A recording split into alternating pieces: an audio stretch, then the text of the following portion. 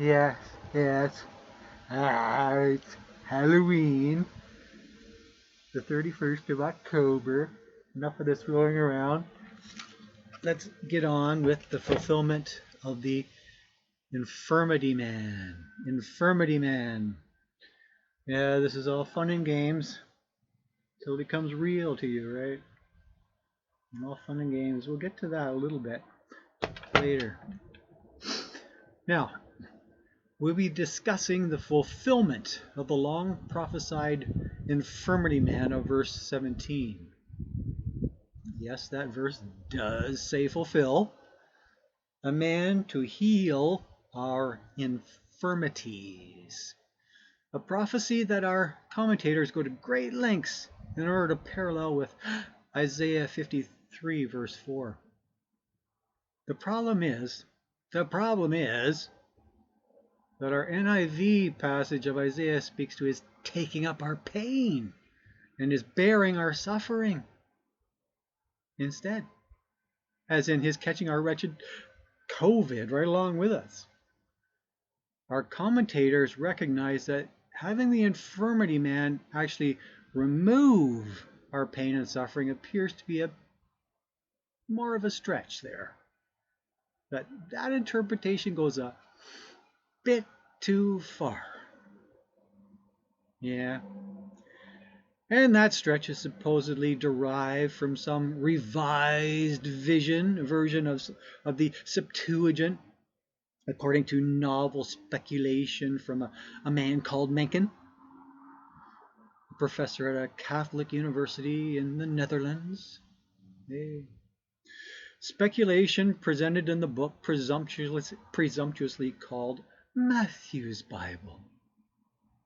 A book submitting this bold thesis without a clear demonstration, according to France, without any ancient ink to that effect whatsoever. Not even ink from the highly combative philosopher Philo. A dynamic revision of the Greek that would have likely encountered even more opposition than the opposition lodged against the New King James Version. A revision that would have encountered enormous opposition from the cave-dwelling Essenes. Yes, those hyper-pious keepers of the Dead Sea Scrolls. Yeah. We're not talking about where's the beef here, but where's the ink, right? So it shouldn't surprise you that I'm not buying into the revised edition speculation of that Munchkin either. Despite that Dutch background of Brother Martin, and despite my willingness to adopt other writings as infallible and inerrant, as we mentioned earlier. I'm not buying into it unless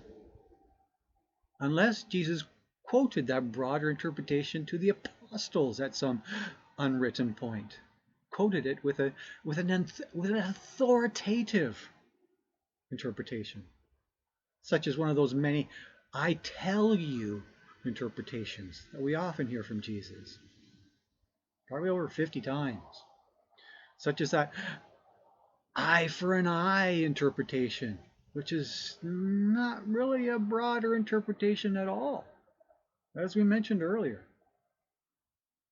Again, I'm not buying into it unless Jesus was using a much, much broader interpretation of that taking up our pain reference at some related point. A broad interpretation that the 70 well-meaning scholars that created the Septuagint simply could not swallow at the time. Those were not the much later interpretations of the Jewish Targums either. Yet, for some reason, France endorses Gundry to that broader effect, saying, but to establish what Old Testament expressions referred to in their original context is not to determine the way Jesus or Matthew may have developed such language. But that development idea hardly seems fair now, does it?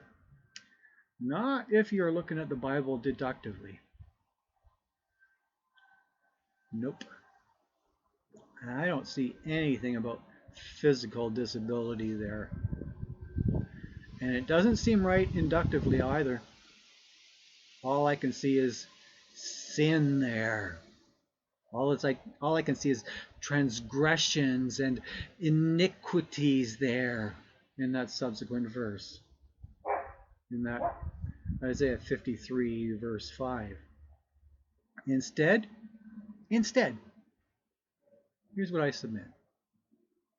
Here, I find it far easier to swallow the Isaiah 61 verse 1 prophecy that appears to get overlooked. Remember that prophecy that Jesus spoke to? That prophecy to bind up the brokenhearted, to proclaim freedom to the captives, and release from darkness the prisoners? Yes, that very same freedom and release that Jesus spoke to in Matthew 11 verse 5 and 12 verse 18. Not to mention the binding up of the brokenhearted of our very next chapter. And to say that was merely proactive proclaiming, well, that's just plain dull. Much more than proclaiming. Regardless, we now have a large number of miracles being related by Matthew. About half of the miracles presented by Matthew are in this present chapter and the next. Many of which were likely relayed to Matthew by the other apostles, since Matthew didn't officially come on board until our next chapter. Hence, generally briefer accounts than either of our super sleuths, Mark or Luke. Sleuths that did not scoop Matthew on a number of those miracles, however. Likewise, Matthew failed to report on a number of miracles. Miracles that Matthew may have found somewhat repetitive. Yeah. Miracles that didn't relate to that fulfillment theme near as much. Miracles like turning water into wine or unrelated fishing tales. No, Matthew is highly economical in his reporting. Yes, brevity is a virtue, right? So allow me to make some equally brief comments on some of those notable miracles. 1. The conscientious leper asked Jesus if he was willing, not if he was able, willing, since touching him would render Jesus ceremonially unclean. Yes, a thorough washing and at least 7 days of isolation would then be in order for Jesus. We know all about isolation now, don't we? COVID. Then after being healed, the leper would then have to endure extended ritual and make enormous offerings to the priest. Enormous. Despite not being healed by the priest. And in front of that jealous priest Jesus was not to be given credit for that healing. Why? In order to delay the inevitable.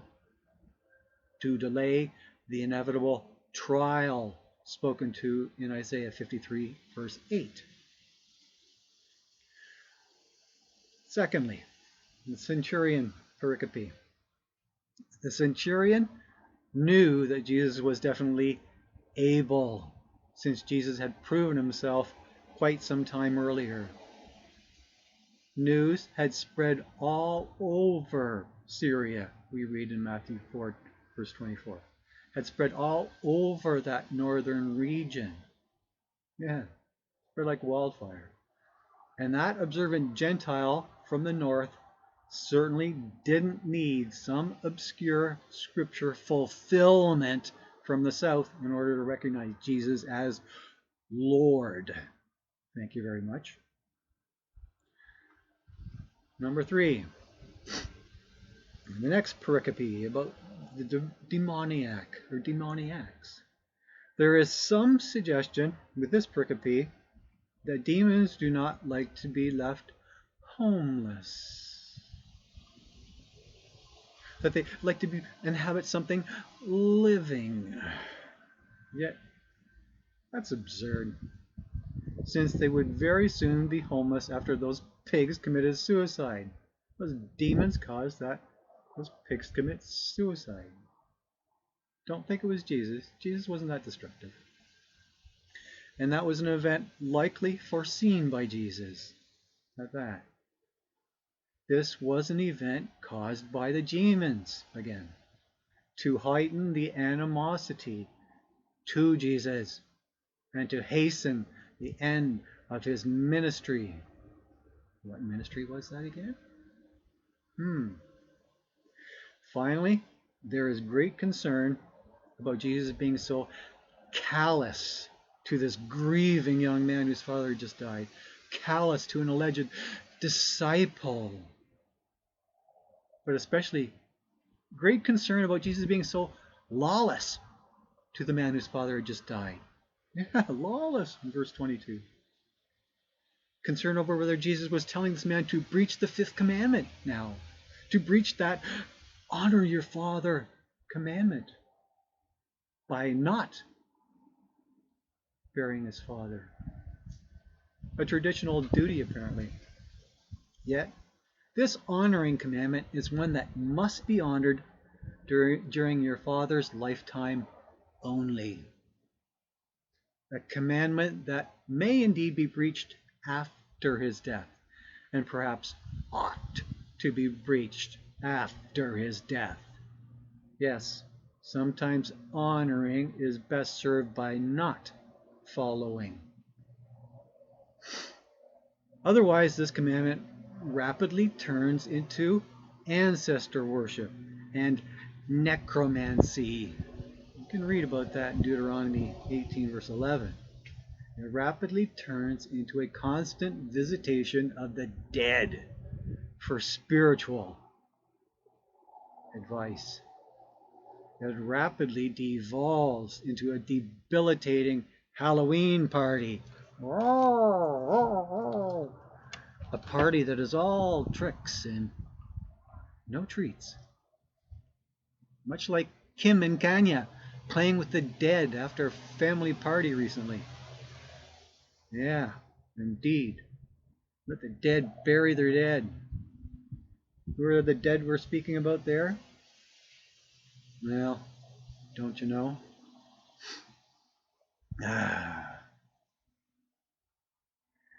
Likewise, yeah. The lawyer who defended O.J. Simpson. Yeah, Kim's dad. Likewise, we have this other misguided disciple also wanting to defer following Jesus for a time. Yeah, for a time, till he had buried his dad, buried his father, right? To defer following Jesus for years, according to our cultural guru, Kenneth Bailey. For years, imagine that. Not just till he buried his father that very day, or even till he buried his bones a full year later, according to Craig Keener, but till he got his life back together again, presumably. As if he ever really had it together, right? That's a cultural interpretation from, well,